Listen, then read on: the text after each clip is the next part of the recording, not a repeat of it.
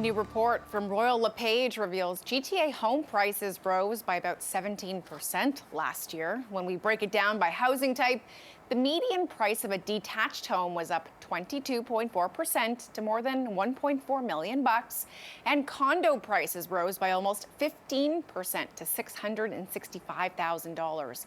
Royal LePage says prices will keep rising as demand outpaces supply. But how could an expected increased rate hike by the Bank of Canada impact pricing?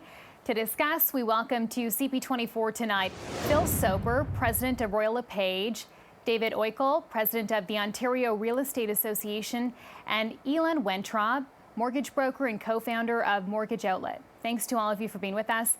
Phil, let's start with the data. So are these price increases that we just outlined here in the GTA sustainable?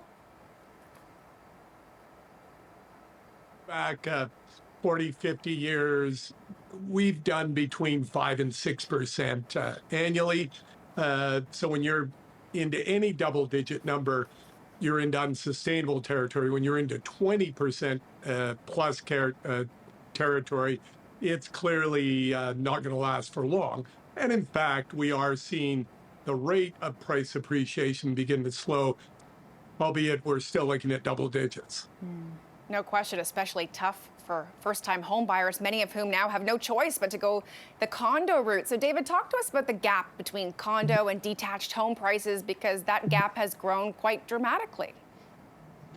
You know, they both increased a lot. I'm in Ottawa, so the statistics are similar. You know, people need to live somewhere, and you know, they may start out thinking that they want to purchase a home, but you know, prices are increasing a lot in my market as well, as Phil has identified.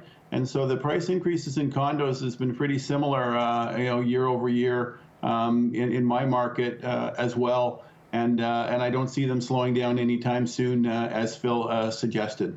So, Phil, let's talk about interprovincial migration. What happened during the pandemic with respect to that, and how did that impact prices?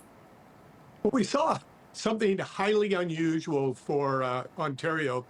People were leaving.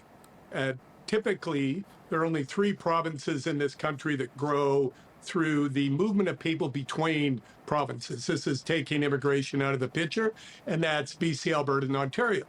But during the pandemic, we've had quite the exodus out of the Golden Horseshoe to Atlantic Canada, to Alberta, and even to British Columbia. So, yeah, we're providing, I'm not sure we notice a difference, but we're providing enough population that they're certainly feeling it in places like Moncton and St. John, New Brunswick.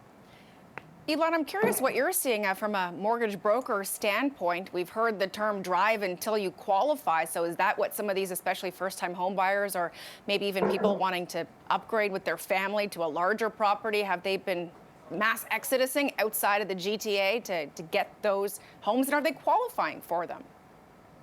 Yeah, so they're definitely moving out of the city. I mean, the city is still in high demand, but people want more space. They want the home office. A lot of employers are now open and willing to have full-time remote, and people want a yard and they need more space. In terms of the mortgage trends, there's definitely some things we're seeing. There's a pretty intense stress test. So we're seeing a lot of money from the bank of mom and dad. We're seeing parents co-signing. And as a matter of fact, we're working on a program at our brokerage. A lot of my clients are worried about, will their 10-year-old kids be able to afford property in Toronto? And like, what should they do now? Maybe buy a rental property that ultimately will be for their kids. So there's definitely a lot of big things happening. So if so many people are driving away from cities like Toronto, Phil, you mentioned people are moving out of provinces like Ontario. Why are prices here in the GTA still going up? Well, we're underbuilding for our population, both organically. When you think of all those millennials leaving their family homes, they want to set up shop, and be it rent or buy.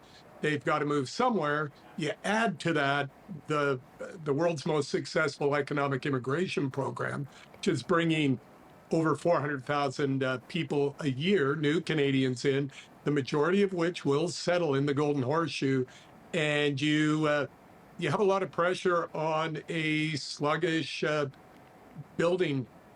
building market. We're just not keeping pace. David, I'm curious as to what you're hearing from buyers. Is there a sense of buyer fatigue in the GTA? Are there people that are just saying, forget it, I'll rent?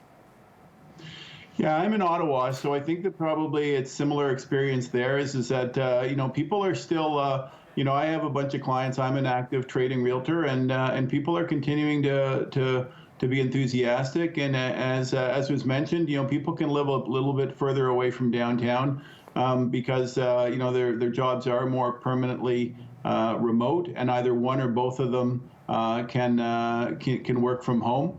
So there's some that are discouraged, but I think that still people are pretty enthusiastic. And I know already this year listings have been attracting a lot of offers. I know my client offered on a property yesterday, and there were 6 offers. We didn't get it, but that's so the circumstances that we saw last year are starting off again early this year, and it probably will continue.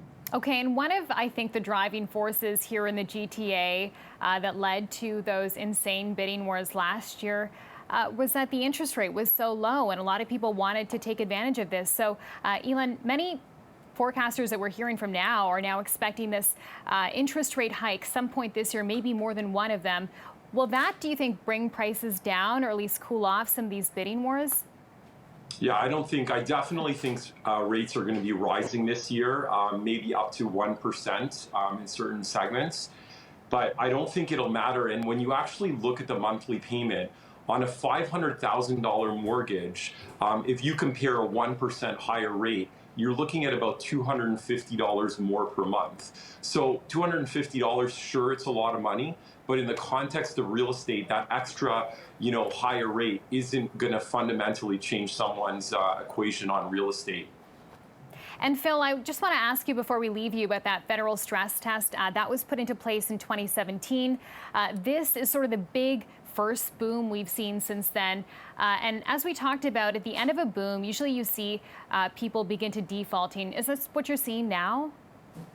Well, we're not at the end of the boom, but I do think the stress test will provide a cushion that hasn't been in place after previous market expansions like the 15, 16, and these people, the people who have received mortgages over recent years, have all qualified at rates that are, well, double what they're probably actually paying. So there's a lot of cushion there.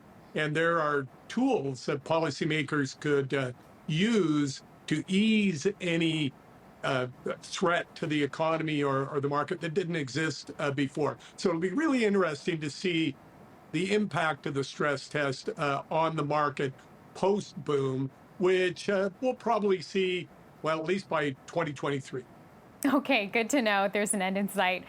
Thanks so much for your time tonight. Phil Sopher, Elan Weintraub, and David Oikle. Thanks so much. Thank you. Thank you. Take care, guys.